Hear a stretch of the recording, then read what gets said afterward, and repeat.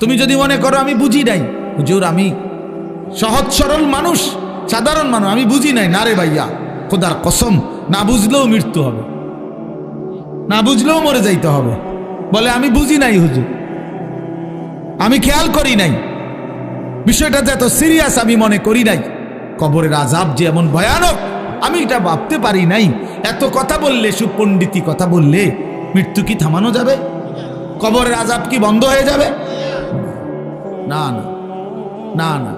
Police যদি কোনো মামলা দেয়, তো যদি আমি যদি বলি যে না আমি জানি না এই মামলা, এটা একটা অপরাধ, হ্যাঁ, তো পুলিশ কি বলে যে তো আপনি জানেন না এই জন্য আমাদের ছেড়ে দিলাম।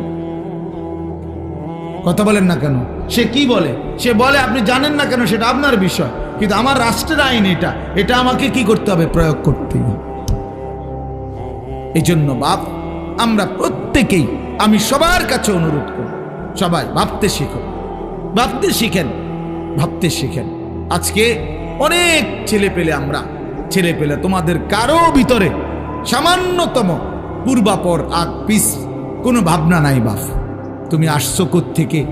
কে তোমাকে বানাইলো? কেন তোমাকে বানাইলো?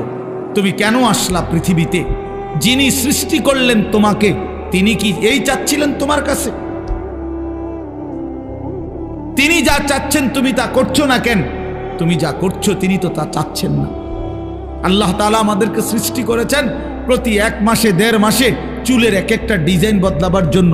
এই জন্যই তো আল্লাহ মুসলমান বানাইছেন আমাদেরকে, না কি? এই জন্যই তাইলে আমরা বারবার শুধু ভোগ বিলাসিতা, আমরা নারী ছবি, অশ্লীল দৃশ্য, গান বাদ্যা, নাচ গান, বেহায়া বেপর্দার এই জিন্দেগি পালন করব।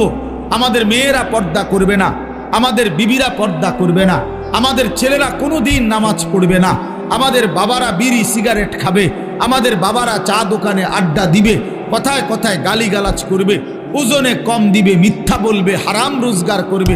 এই জন্য আমাদের পৃথিবীতে আসা, আমরা এই জন্যই মুসলমান। তাইলে এটা কে ভাববে? বাপ, ইসলাম তাইলে কার জন্য? কোরআন তাইলে কার জন্য নাজিল হইল? কেউ যদি আমরা কোরআন পালন না করি, না মানি, তো আল্লাহর কোরআন কার জন্য নাজিল হইল? নবী সাল্লাল্লাহু আলাইহি সাল্লামকে যদি আমাদেরও পছন্দ না হয়, তাহলে নবীজি কার জন্য আসলেন? কার জন্য তিনি রক্ত জড়াইলেন? কার জন্য তিনি তায়েফে রক্ত জড়ালেন? কার জন্য তিনি পেটে 2টা পাথর বাঁধলেন ক্ষুধার কষ্টে? কার জন্য তিনি 30 পারা কোরআন গ্রহণ করলেন মহান আল্লাহ পাকের কাছ থেকে? আমাদের জন্য, আমার জন্য, আমার জন্য। এই জন্য নওজোয়ান কিশোর ভাই, তোমার কাছে যদি 1 ওয়াক্ত নামাজ পছন্দই না হয়, তো তুমি মুসলমান হইলা কেন? কোনদিন তোমরা যারা ফজরের নামাজ পড়ো না, প্রিয় ভাই আমার, তুমি মুসলমান হইলা কিভাবে? তোমার মা কিভাবে মুসলমান? তুমি মুসলমানের সন্তান কিভাবে হইলা?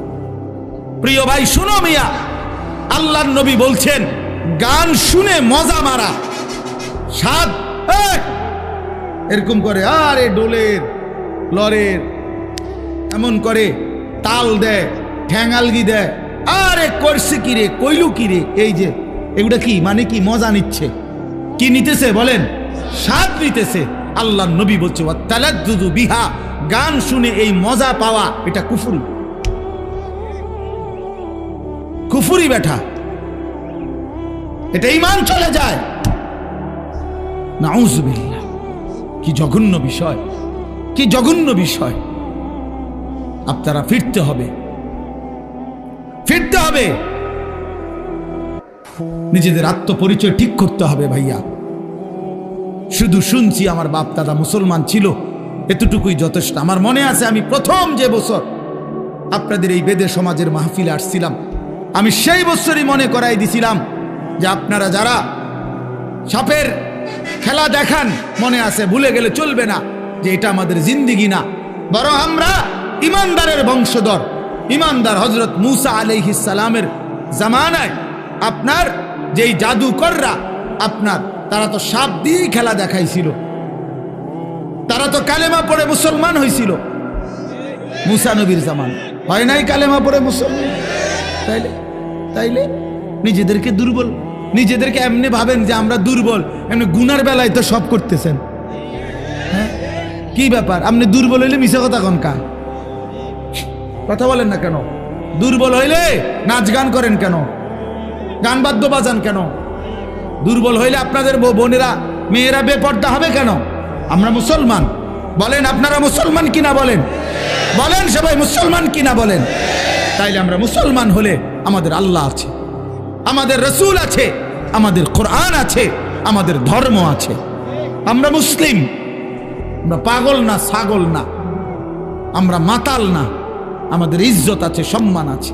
আল্লাহর নবী সাল্লাল্লাহু আলাইহি ওয়াসাল্লাম বলছেন, একদিন কাবা ঘরের দিকে তাকাইয়া নবী বলছে, কাবা, আল্লাহর ঘর কাবা ঘরের দিকে তাকায় বলছে যে কাবা তোমার অনেক সম্মান, তোমার অনেক ইজ্জত, কিন্তু আল্লাহর নবী বলেন, হে কাবা, মনে রেখো আমার এক ইমানদারের সম্মান তুমি কাবার চাইতেও কোটি গুণে বেশি।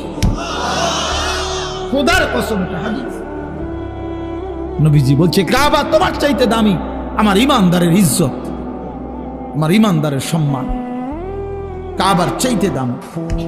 আল্লাহ কোরআনে বলছেন, ওয়ালা আবদুম মুমিনুন খায়রুম মিন মুশরিকিন ওয়ালাউ আ'জাবাকুম।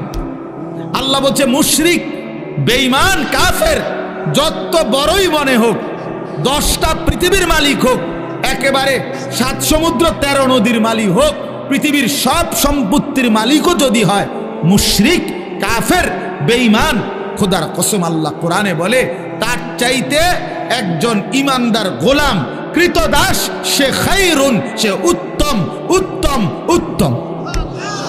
ওয়ালা আবদুম মুমিন খায়রুম মিন মুশরিক। একটা গোলাম সে কৃতদাস হোক, তো তুমি তো কৃতদাস না, তুমি কারো গোলাম, তুমি কোনো মানুষের কৃতদাস, তাইলে তুমি নিজেকে দুর্বল ভাববা কেন? আল্লাহ তাআলা তো বলছে একটা কৃতদাসও যদি হয় কিন্তু ঈমান থাকে, সে পৃথিবীর সমস্ত বেঈমানের চাইতে দামি,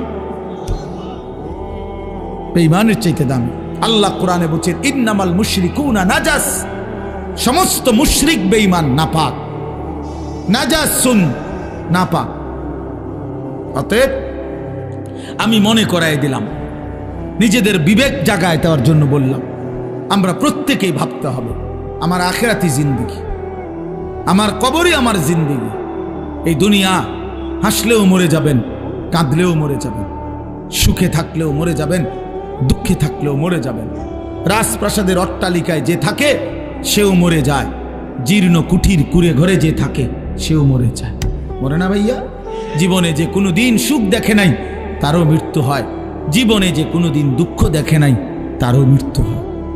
কাজে এক অনিবার্য সত্য, মৃত্যু এক চূড়ান্ত বাস্তবতা, এক চিরন্তন সত্য। এটাকে অস্বীকার করার কোনো সুযোগ নাই বাপ। অতএব আমাদের উচিত আখিরাতের প্রস্তুতি নেওয়া। আল্লাহ আমাদেরকে দৌলত দিছেন, ঈমান। আহা, আমরা পরিচয় দিতে পারি কমপক্ষে যে আমরা মুসলমান, এতটুকু এর পরিচয় তো এই পৃথিবীর কত কোটি কোটি মানুষের নাই। জন্মসূত্রে কোনোদিন শোনে নাই কালেমা, কোনোদিন মুখ দিয়ে উচ্চারণ করে নাই লা ইলাহা ইল্লাল্লাহ।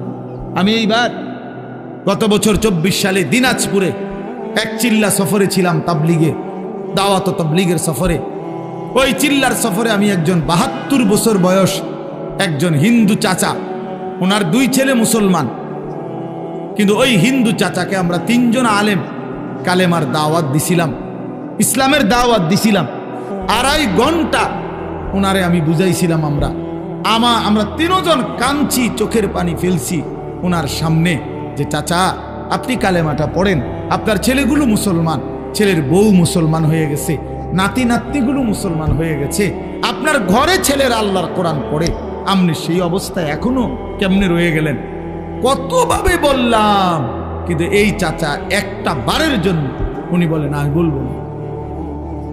আমি কানসি পর্যন্ত নিয়ে, তখন আমি আমার সাথীদের কাছে এসে বলছিলাম যে ভাই দেখো, আমার মতো তোমার মতো আল্লাহ কত বড় তৌফিক দিছে যে সেই ছোট্টবেলার 2 বছর বয়স থেকে 3 বছর বয়স থেকে আমরা আজীবন সারাটা বছর কত হাজারবার লক্ষবার আল্লাহ আমাদের জবান দিয়া কালেমা উচ্চারণের তৌফিক দিছে। আর এই 72 বছর বয়স্ক লোকটা জীবনে তার মালিকের নাম একটাবার বলতে পারে না। তার জীবনের কত বড় দুর্ভাগ্য ভাইয়া। আজকে তো বুঝতেছ না, নওজোয়ান তোমরা বুঝতেছ না, তোমরা মনে করছো এই নারী, ছবি, মোবাইল, এই মোটর সাইকেল, এই বন্ধুদের আড্ডা, এই রং তামাশা, কয়টা ভাত খাইলা আর ঘুম গেলা, আর পেশাব পায়খানা করলা, আর কতক্ষণ লজ্জাস্থানের চাহিদা, যৌন চাহিদা পূরণ করলা। যখন যা মন চায়, নারী দেখলা, ছবি দেখলা, উলঙ্গ দৃশ্য দেখলা, জিনা করলা, বেবিচার করলা, মদ খাইলা, জুয়া খেললা, আর কিছুক্ষণ টাকা পয়সা রোজগার কইরা বাত মাছ চাল ডাল খাইয়া টাইয়া উত্তালাইলা। এরই নাম জীবন মিয়া? এরপরে আর কিছু নাই ভাই। তাইলে তো সেই জন্য প্রস্তুতি কোথায়? আমি প্রায় বলি যে এটাও যেমন 4 কালারের পৃষ্ঠা, এটা কি সুন্দর সাজাইছে ডিজাইন করে, কিন্তু এই পৃষ্ঠা তো একদম খালি। আল্লাহ তাআলা বলে, বান্দা, মাটির উপরে তোমার ঘর কত সুন্দর করে সাজাইলা, মাটির নিচেও তো তোমার একটা ঘর আছে, সেই ঘরের নাম হচ্ছে কবর, সেটাও তো তোমারই ঘর বান্দা। ওই ঘরটা এরকম খালি রাখলা কেন? তোমার মাটির উপরের ঘর যদি তুমি সাজাও, তো তোমার মাটির নিচের ঘর কে সাজাবে? হ্যাঁ, আমার মাটির নিচের ঘর কে সাজাই দিবে? আমার কবর কে সাজাবে? আমি না সাজাইলে, আমি না সাজাইলে। আমার মাটির উপরের ঘর তো আমি মরে গেলে আমার ছেলে বাকিটা কাজ করতে পারবে, আমার পুত মরে গেলে নাতি বাকিটা কাজ শেষ করতে পারবে। বাপে হয়তো বিটা বাইন্দা গেছে, পুতে আইয়া ঘর করছে, নাতি আইসা ফার্নিচার কইরা এখন ঘরের কাজ সব কমপ্লিট করছে। এমন হইতে পারে না? তো দুনিয়াতে এরকম হইতে পারে। কবর, কবর, আমার কবর আমি না সাজাইলে আমার পুতে সাজাই দিবে, আমার নাতি সাজাই দিবে। তাহলে বাবা, তাইলে ওইটা তো বেশি জরুরি, কারণ আমার কবর আমাকেই সাজাইতে হবে, আমার আখিরাত আমাকেই সাজাইতে হবে। এই জন্য আমরা, প্রিয় যুবক ছেলেরা, তোমরা যারা এই সমাজের আছো, আমি তোমাদেরকে প্রয়োজনে আলাদা আলাদা সময় দিতে রাজি আছি। তোমরা আমার মাদ্রাসায় আইসো, আমি দাওয়াত দিলাম তোমাদের। তোমরা এই সমাজের প্রত্যেকটা ছেলে প্রয়োজনে আলাদা, শুধু তোমরা যদি শুনতে চাও আমি তোমাদের আলাদা সময় দেবো, কোনো অসুবিধা নেই ইনশাআল্লাহ। আমি বললাম ইনশাআল্লাহ, আমি দাওয়াত দিলাম তোমাদের।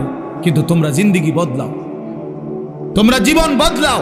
তোমাদের অধিকাংশ ছেলের চুল সুন্দর না, এগুলা মুসলমানের চুল না বাবা, এগুলা মুসলমানের চুল না। তোমরা যারা নামাজ পড়ো না বাবা, এটা মুসলমানের পরিচয় না বাবা। কেন তুমি নামাজ পড়বা না?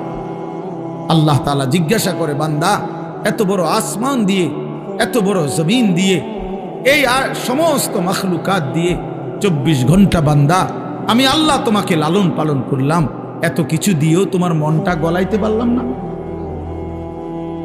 সবাই এই হাতে ধরা যে মোবাইল, এগুলো নামান, একজনও একদম নিষেধ করলাম স্পষ্ট, এই হাতে মোবাইল ধরে ভিডিও বা রেকর্ড করা যাবে না, স্পষ্ট নিষেধ করলাম। আমার এই কথাটা না শুনলে আমি উঠাই দেবো, ভাইয়া আমার এনে বসা যাবে না, সাফ নিষেধ করলাম। এই যে স্ট্যান্ড ছাড়া যেগুলো হাতে হাতে ধরা, এটা পরিষ্কার নিষেধ। এই জন্য আমরা সবাই যার যার হাতের মোবাইল নামান, বন্ধ করে পকেটে হেফাজত করে। মূলত আল্লাহর কথা কম হোক বেশি হোক মনোযোগ দিয়ে শুনতে হয়, এটা আদব, আল্লাহর কথার হুকুম এটা। কোরআনুল কারীমে আল্লাহ তাআলা বলছেন এটা, ওয়া ইযা কুরিআল কুরআনু ফাসতামিউ লাহু ওয়া আনসিতু লাআল্লাকুম তুরহামুন। আল্লাহ তাআলা বলেন, যখন তোমাদের সামনে কোরআন পড়া হয় তখন তোমাদের দুইটা কাজ, এক, মনোযোগ দিয়ে কান লাগিয়ে শোনো, ওয়া আনসিতু, এবং চুপ থাকো, লাআল্লাকুম তুরহামুন। আল্লাহ তাআলা বলেন, তাহলে অবশ্যই তোমাদের উপরে রহমত বর্ষিত হবে। তাহলে 1 নাম্বার হলো মনোযোগ দিয়ে কান লাগিয়ে শোনা, 2 নাম্বার হলো চুপ থাকা। তাহলে মনোযোগ হয় না মোবাইল হাতে থাকলে। কেন মনোযোগ হয় না? বারবার এই মোবাইলের দিকে নজর যায়। তো বারবারই যদি মোবাইলের দিকে নজর যায়, ওইটার কথা মনে পড়ে, মোবাইলেই ঠিক মতো উঠাইবার ফিকির থাকে, তো নিজের কলিজায় কথা ঢোকে না। তাহলে এখন আমার মোবাইলে তো ঠিক আছে ওয়াজ উঠছে, এবং মোবাইলে তো আরো হাজার হাজার লক্ষ লক্ষ ওয়াজ আছে, কিন্তু আমার নিজের জীবনে, আমার ব্যক্তিগত জীবনের মধ্যে কি হলো সেটা তো দেখার বিষয়। তো এখন আমার মোবাইলে 10,000 ওয়াজ আছে কারো, তো এতে কবরের আযাব মাপ, এতে আখেরাত মাপ হয়ে যাবে? এই জন্য এটা কোনো, বরং মনোযোগ দাও। যে যারা বুট খাইতেছেন, বাদাম খাইতেছেন, এটাও থামান, বুট বাদামও খাবেন। আল্লাহর কথা কমই শুনুন, 5 মিনিট শুনলেও কোনো অসুবিধা নেই, 1 মিনিটে শুনুন, কিন্তু দিল দিয়ে শুনতে হবে, আন্তরিকতা। বুটও খাবেন, ওয়াজও শুনবেন, ফায়দা আসবে না। বাদাম খাবেন, ওয়াজ শুনবেন, তো লাভ হবে না, উপকার আসবে না। মোবাইল টিপবেন, ওয়াজও শুনবেন, তো লাভ আসবে না। একটা জিনিস মনে রাখতে হবে, একটা ছোট মাহফিল হোক আর বড় মাহফিল হোক, প্রতিটা আয়োজনের পিছনে অনেক কষ্ট, মেহনত, অনেক আবেগ, অনেক অনুভূতি